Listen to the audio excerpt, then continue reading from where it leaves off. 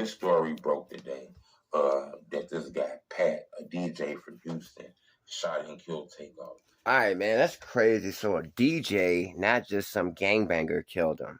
You know what I mean? That's basically what they were trying to assume at first. Some random gangbanger or somebody who shouldn't have been there just killed this dude, but it turned out to be a DJ. Now I'm gonna speak on this, man, not from the perspective of actually what happened, but just dice and the demon that comes with dice, because I felt that demon once. I never played dice but 1 year of my life, and I never knew anything about dice except rappers always rapped about it, for one, and for two, I used to see people playing it, but I didn't understand the mechanics of it. I didn't know what the games were. I didn't know how to play the games. I never stopped and watched. I just knew of dice casually from seeing it, hearing it in rap songs, right? So when I started making some money by and when I was had marijuana, for sale, and uh I used to hang out at this barber shop. These barbers used to they knew what I was doing, and they liked me, so they knew I was a youngster, and they let me do my thing out their barber shop, you know what I mean? And they were cool like that. I respected the place, of course, and all of that. Didn't do it inside exactly. I just waited there and just went to wherever I needed to go. Then I would come back. I used it as like a headquarters. Sometimes I send them in the parking. They come to the parking lot. Barbers didn't know that much because I was that smooth, but I'm kicking it there, and they already know what time it is, man.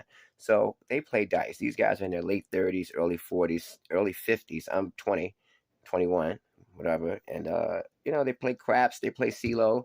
And, the first time I was there when they started playing dice, it was a big game, and I was side betting. And I didn't even know how to side bet. I asked this barber, what do I do? He said, just put some money down. And I just put it down. I said, which one you want me to do?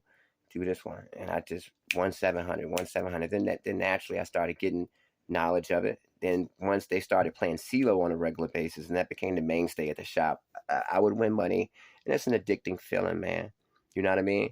And the first time I lost real bad is when I stopped. This barber started cracking me in the head. He was getting CeeLo every time he rolled, or trips. He would get all the dice on the same number, and he was killing me. And I was running back and forth to the ATM, and it was as if I couldn't even control myself. It was like my logical mind, my my rationale, everything was gone, man. I couldn't even think the right way. I was just reacting.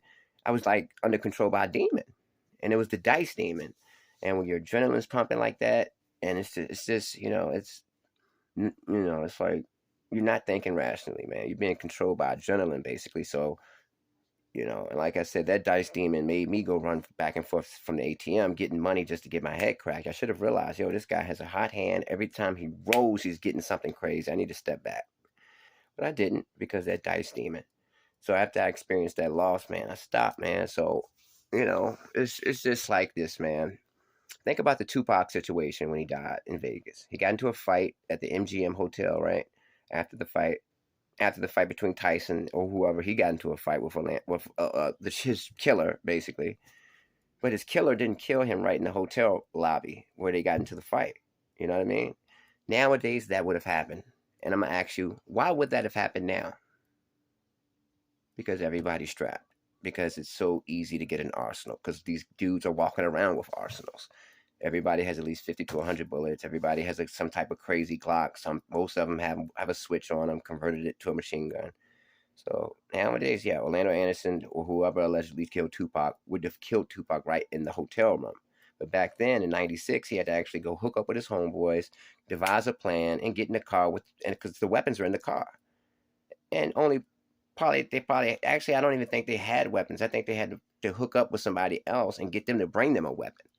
That's how it was back in the day. Now, the weapon would have already been on the scene when the fight took place, and somebody would have got killed right then and there, because everybody's walking around with a lot of weaponry.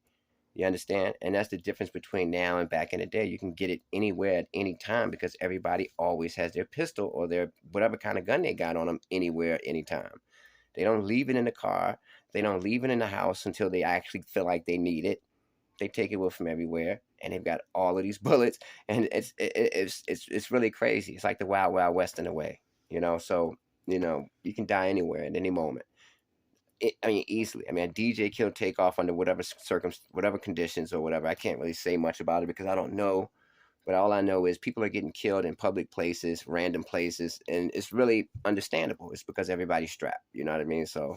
What can I say? What can I do? I don't know. But that's the answer. Everybody has a gun. That's why everybody's getting killed everywhere. Peace.